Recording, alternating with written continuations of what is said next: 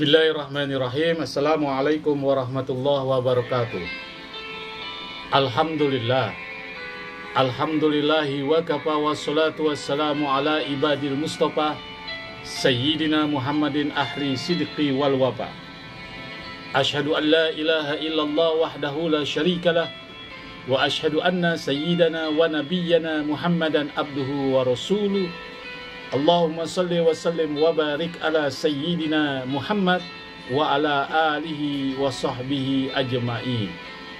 Sahabat Buya Helmi dimanapun berada, puji syukur mari kita haturkan kepada ilahi Rabbi Allah subhanahu wa ta'ala, yang mana syukur alhamdulillah pada hari ini, saat ini dan detik ini kita masih diberikan suatu kenikmatan oleh Allah subhanahu wa ta'ala. Sehingga dengan kenikmatan itu kita wajib bersyukur, seraya kita mohon kepada Allah subhanahu wa ta'ala agar seluruh aktivitas yang kita lakukan pada hari ini, saat ini, dan hari esok kiranya membawa keberkahan dan perlindungan dari Allah subhanahu wa ta'ala. Sahabat Buya Helmi dimanapun berada, pencinta amalan yang diberikan kemuliaan dan perlindungan dari Allah subhanahu wa ta'ala. Siapa yang tidak kenal dengan ayat kursi? Ayat kursi yang terdiri dari 9 anak kalimat yang sangat sempurna, 50 kata dan 187 huruf, 236 karakter.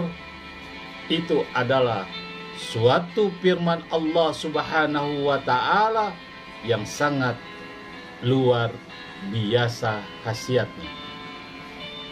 Sebagaimana konten-konten yang telah lalu, Al-Fakhir Buya Helmi memberikan suatu wacana wawasan tentang bagaimana diturunkannya ayat kursi, sehingga para malaikat mendampingi ayat kursi sampai menuju wahyu Allah, menuju kepada baginda Rasulullah Sallallahu Alaihi Wasallam.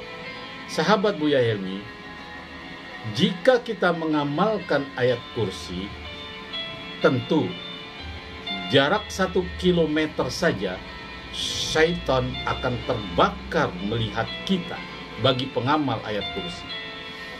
Di samping itu manfaat-manfaat ayat kursi sangat luar biasa. Banyak untuk mendatangkan rezeki, kemudian ada manfaat lainnya, dan paling utama ayat kursi adalah membakar musuh-musuh Allah, yaitu syaitan laknatullah alaih. Sahabat Buya Helmi, tentu para pencinta amalan ayat kursi ingin mengetahui bagaimana cara mengamalkan ayat kursi dan khasiatnya. Pada suatu saat ada seorang ustadz, dia hafal ayat kursi, dia sangat melazimkan ayat kursi, tapi pada saat ada orang yang mempunyai kemasukan makhluk halus atau makhluk astral atau jin dan serupanya, tapi jin itu tidak keluar dari tubuhnya padahal ayat kursi berkali-kali dibaca. Kenapa? Faedah manfaatnya, karisma ayat kursi itu tidak masuk ke dalam hati nuraninya. Dia hanya dilontarkan hanya sekedar mulut, tapi tidak diimbangi dengan hati. Kenapa? Kunci ayat kursi, khodamnya ayat kursi, dia tidak miliki, sehingga khasiat ayat kursi tidak ada manfaatnya sama sekali. Sahabat Buya Helmi, seseorang yang mengamalkan ayat kursi harus tahu dulu siapa khodam, siapa malaikatnya yang membawa, yang menjaga firman Allah, yaitu ayat kursi.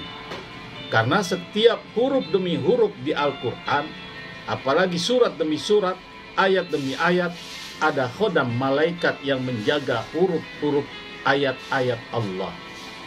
Karena Allah subhanahu wa ta'ala berfirman, Inna nahnu nazzalna zikra wa inna lahu lahafizun.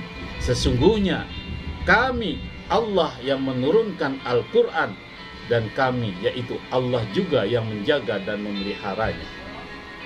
Sahabat Buya Helmi, jika kita ingin mengamalkan ayat kursi sehingga masuk ke hati, sehingga menjadi perisai kita, menjadi alat perang kita untuk melawan makhluk-makhluk yang dilaknat oleh Allah Subhanahu wa Ta'ala, seperti jin, dukun-dukun santet, dan khasiat manapun, maka kita terlebih dahulu harus mengetahui khasiat dan cara mengamalkan ayat kursi, sehingga khodam ayat kursi, yaitu malaikat ayat kursi, akan masuk ke dalam jiwa sanubari kita.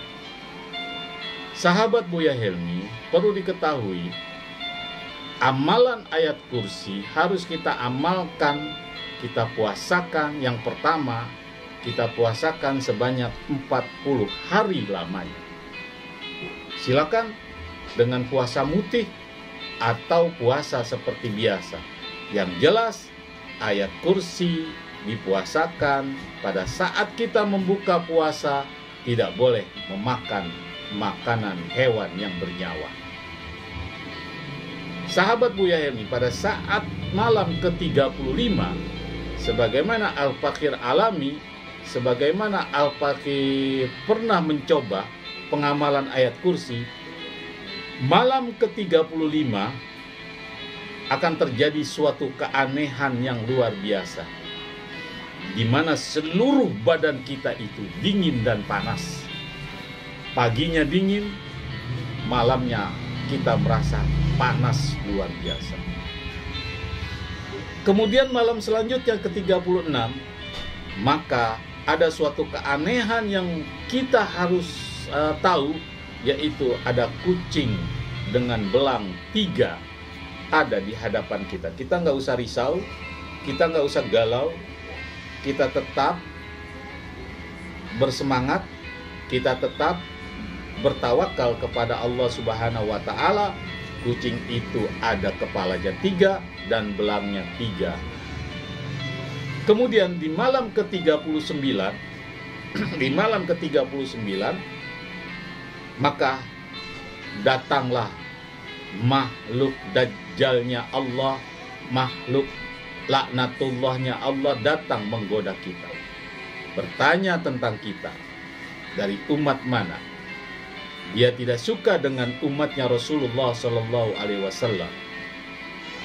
Setelah itu barulah malam ke-40, setelah kita berhasil, datanglah malaikat penjaga ayat kursi yang bernama Sayyid Kandias, atau masyarakat menyebut Kandayasa. Itulah malaikat penjaga ayat kursi. Jika kita berhasil dengan pertanyaan-pertanyaan yang dilontarkan oleh malaikat penjaga ayat kursi, maka kita akan diberikan sesuatu yang sangat berharga. Tapi jika kita tidak berhasil menjawab pertanyaan dari malaikat Kandias atau Kandayasa, kita hanya mendapatkan khasiat, tapi harisma ayat kursi kita tidak peroleh. Sahabat Buya Helmi, tidak usah khawatir.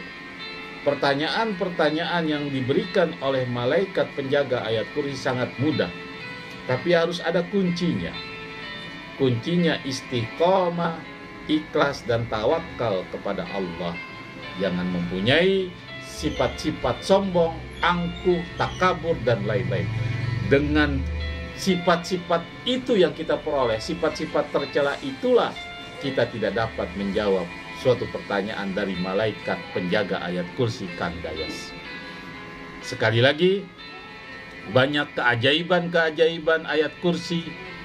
Ayat kursi bisa juga dinama Azimah, bisa juga dinamakan Sayyidah, bisa juga dinamakan Fadilah, bisa juga dinamakan Syarifah, bisa juga dinamakan Al-Fatah, bisa juga dinamakan An-Nama, bisa juga dinamakan Istighaisah.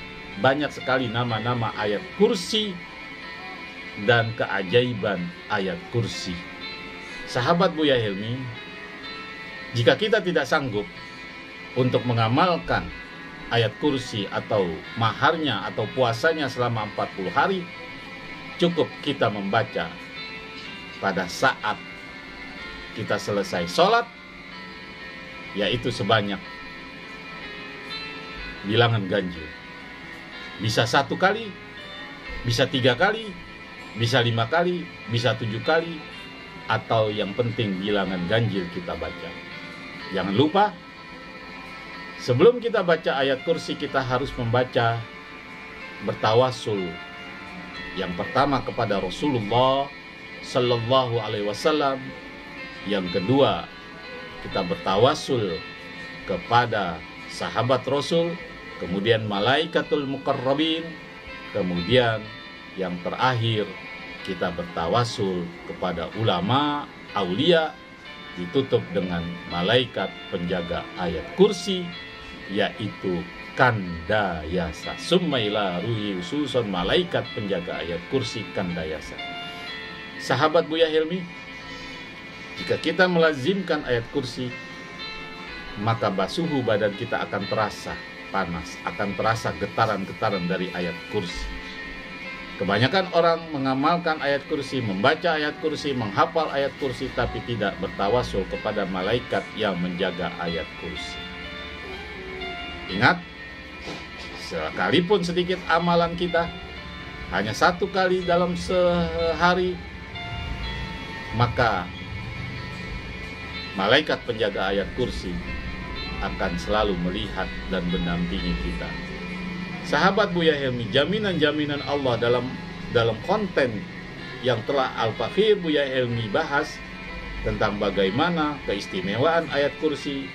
Malah Rasulullah Sallallahu Alaihi Wasallam perintahkan, bacalah ayat kursi pada saat kamu mau tidur, atau pada saat kamu setelah bangun tidur, atau pada saat kamu matahari terbit atau matahari terbenam. Dan ada dampak-dampak ayat kursi. Dan ayat kursi tidak boleh dibaca, haram hukumnya, pada 3 awqat yang telah dibahas pada konten yang lalu.